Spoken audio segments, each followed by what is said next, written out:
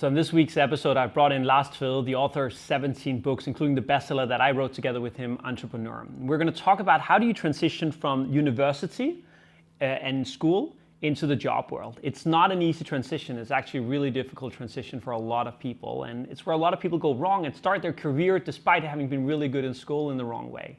And if you stay all the way through to the end, we're actually also going to talk about how do you land that top job that's going to set you on the right path for success in your work life. Now, I would love to be part of your journey. I hope you want to be part of this, so don't forget to click subscribe underneath this video.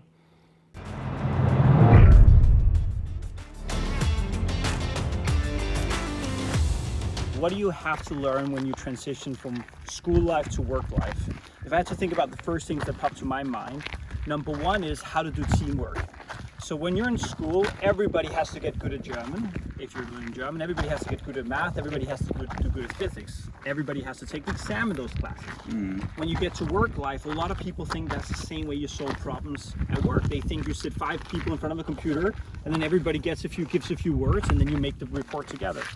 What you realize is that, in work life, it really works like a football team. Somebody is the striker, somebody is the goalkeeper, somebody's the left midfielder, and somebody is the coach. And everybody has their position, and that's what they need to be good at. So if you take work life and you put it into school, the way it would work is somebody takes the physics exam, does all the homework, somebody else takes the math exam, does all the homework, does all the work. They basically don't talk much about it. They may coordinate a little bit, but they just each do their own part. So that's the first thing that we see in our organization, we have to unlearn people. Yeah, I have one, which I remember vividly, and that was you have to unlearn the formalities of the communication. Yeah. So in education, you have to have a very eloquent academic language. You come into business, and at first you get so surprised by how short emails are. Yeah. There are no formalities, there are normally no niceties. Yeah. It's just, dude, send me this now. Yeah. Stuff like that. Yeah. And it's nice, but it is a transition you have to go completely. through. You also have to learn there are no excuses. People don't care. Like why? Yeah, they don't care why they don't care. They don't care why you didn't deliver. They just care, did you deliver or did you not deliver? Or are there certain inputs or reasons why you didn't deliver that's relevant for the delivery? Otherwise, they really don't care. Then that brings to a speed issue. Yeah. That things in, not everywhere, but where I have worked, things go like 10 times faster than they do when you're at the university. They go 10 times faster, but the funny thing is I find you're 10 times deeper at the same time. Yeah. So actually very often I find, because I study business, I find that people come to very quick conclusions. Let me rephrase. They come to shallow conclusions slowly, whereas really what you need in business is you need fast conclusions deep, with real data and real evidence. So those are at least some of the things I agree. We think that you need to learn before you enter the workforce.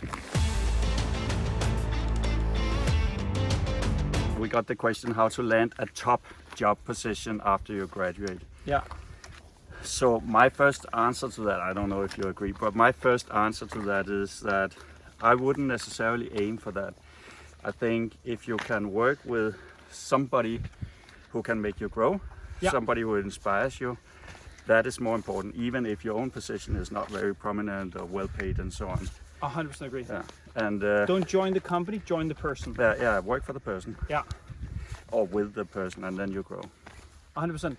So you got to join a person, not the company. And a lot of people say, well, I want to join this brand. Well, it really depends on who you work for.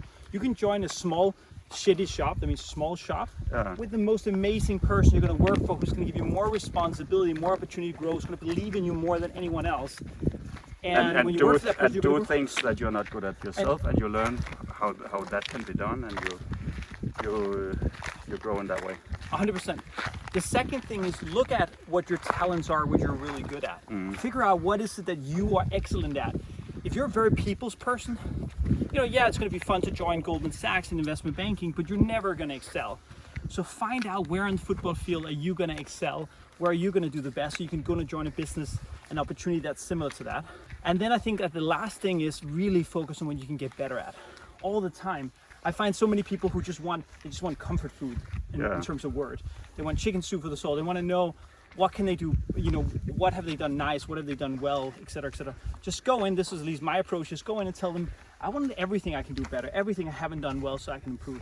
The only thing, and this is something we have discussed, is Yeah. don't try to become an expert at something where you have no talent. Yeah. So in the beginning, you find out roughly where your talents Level. are, and then you try to become much better at those areas. But Yes. you also realize I have zero interest in or talent at Yes. this and that, and then I drop that. And I tell people I can't do that. And I think we have an investment strategy that's called don't go after shiny objects. And I find Yeah. it's the same actually in picking your career, which is don't go after shiny businesses or shiny roles. Yeah. Go after the role that's right for you. Not Yeah. right for me, not right for Lars, but exactly right for you. Hey everyone, thank you so much for watching this clip. I really hope you enjoyed it. Comment below so I can follow your journey. I can be part of your life, and hopefully you'll be part of mine as well. And if you haven't already done it, click subscribe below, and we can be part of this entrepreneurial and leadership and career adventure together.